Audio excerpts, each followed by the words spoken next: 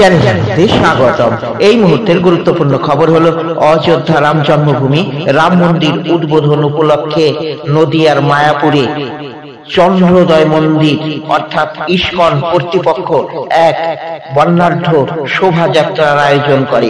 হাজার হাজার ভক্তবৃন্দ এদিন শোভাযাত্রায় অংশগ্রহণ করেন। রাম গুণগান গেয়ে তারা মন্দির চত্বর এবং বিভিন্ন পথ পরিক্রমা করেন। দ্বিতীয় দীপাবলি যেন পালিত হলো ইস্কনে। আলোকসজ্জায় আলোকিত হয়ে ওঠে মায়াপুরের ইস্কন মন্দির। চ্যানেল আনন্দে দেখুন সেই ভিডিও চিত্র।